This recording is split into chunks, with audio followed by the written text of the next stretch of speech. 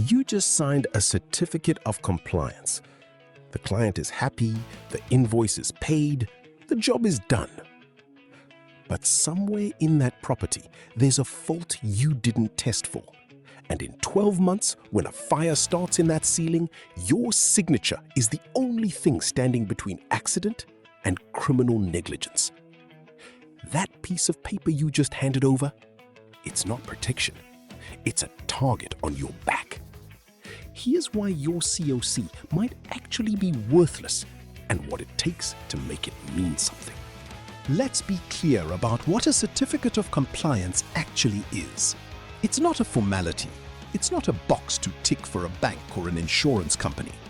Under the Occupational Health and Safety Act, and specifically the electrical installation regulations, a CoC is a legal declaration.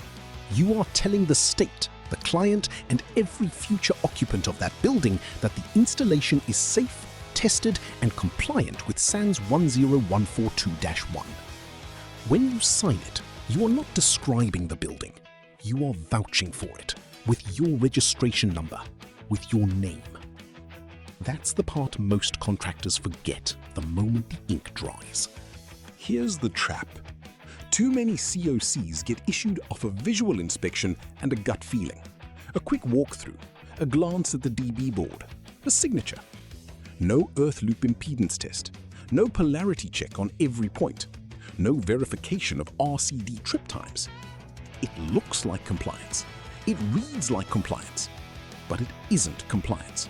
It's a guess wearing a uniform, and a guess doesn't hold up in court. SANS 10142-1 is not a suggestion. It's the wiring code the entire country is legally built on, and it lays out exactly what a compliant test regime looks like. Every circuit needs to be tested for continuity of protective conductors. Every socket outlet needs correct polarity confirmed. Every RCD needs its trip time and trip current verified. Not assumed, verified. The code also requires you to record these results. Not remember them, record them. If you can't produce test results when a CoC is challenged, the regulator doesn't ask what you did. They ask what you can prove. And if you can't prove it, the certificate isn't evidence of compliance. It's evidence that you signed something you couldn't back up. That's the moment a CoC turns from protection into liability.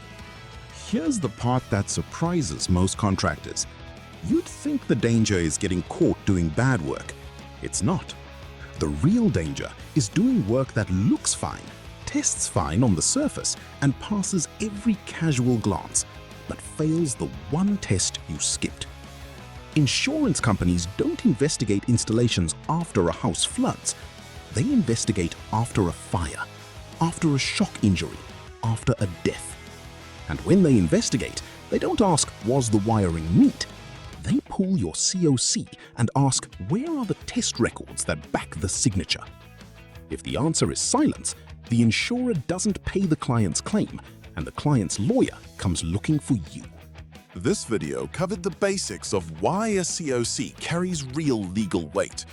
But knowing the theory isn't the same as being certified, current, and protected.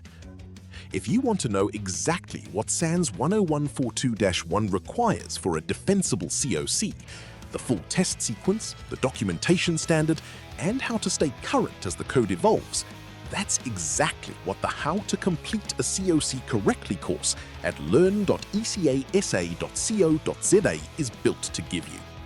It's not a refresher. It's the difference between a certificate that protects you and one that exposes you. Every CoC you sign is a promise to the public that they're safe in that building. Make sure it's a promise you can actually prove. Go to www.learn.ecasa.co.za and sign up for the course today.